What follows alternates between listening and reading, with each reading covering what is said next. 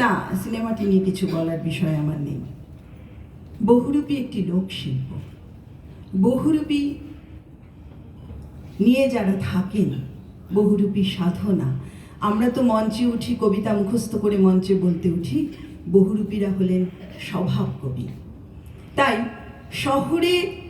শহরের উজ্জ্বল আলোয় গৃহস্থ দুয়ারে ভিক্ষা চাওয়ার বুলি বহুরূপীদের আমরা মোবাইলে দেখে ভাইরাল করি। কিন্তু কেমন থাকে এই বহুরূপী? কেমন জীবন তাদের? তাদের পরিবারের লোকজনেরা কেমন থাকে? সেই নিয়ে একটি বিষয় আমি তুলে ধরতে চেষ্টা করছি।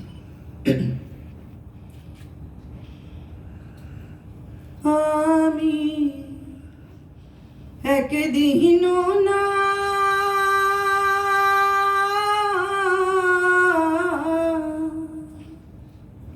দেখিলাম তারে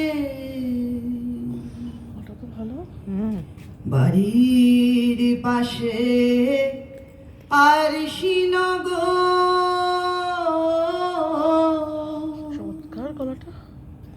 এক ঘর পড়শি বসত করে,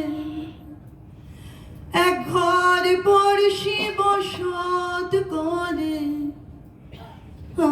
আমি একদিন না দেখিলাম তারে। ভোরবেলা আমার জন্ম হলো বহুরূপী জনিতে, নীল হাসপাতালের প্রসূতি ভবনে। বিছানা আকন্দের দুধে ভেসে যাচ্ছিল আমার মতো পয়া মেয়েকে পেয়ে। এত ঘন দুধের ভার সইতে না পেরে আমার মা সব গুছিয়ে বাগিয়ে নীল আকাশের শূন্য জমিতে ফুটি ফল খেতে চলে গেল একা। ডাগর হতেই তাই বনে বাদারে ঘুরেছি বাছুরের মতো, উঁচু করে খোপা, হাতে শ্যামলা চুড়ি। মা খাওয়া মেয়ে তো, তা খিদে পেত না বেশি। চোখের জলে চটচটে মধুতেই তেষ্টা মিটে যেত অর্ধে। মেহেরঙা আকাশের নিচে বসে সুতা ঘোরাতাম, ঘুঘু ডাকের ঘুরুর ঘুরুর যেন। এই পেশা বারণ, তবু ইচ্ছে করত বাবার মতো রাম সাজি, দুঃখী পুতনা, বুকচেরা হনুমান, আবছা রাধা কৃষ্ণ। রোজগার সেরে শীতের রাতে ঘরে ফিরে বাবা কাঁপছিল হিমে। গায়ে জ্বর, প্লাস্টিকের খাড়া ঝোলানো, টিনের জিভে তাপ, দূরে শোয়ানো মুন্ডমালা। গৃহস্থ দুয়ারের ভিক্ষা চাওয়ার বুলি আওড়াচ্ছে বিড়বিড় বিড়বিড় করে।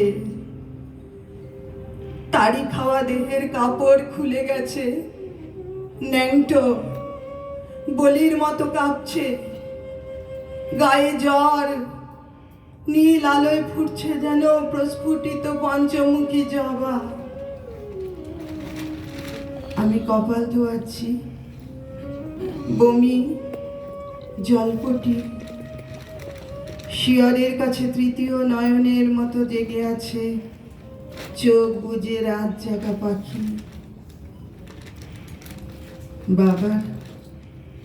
বাবার ঠান্ডা শীতল দেহ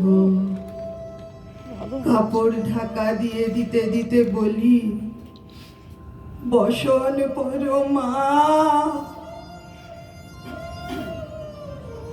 বেড়ার গায়ে কমলা কান্তের হাত,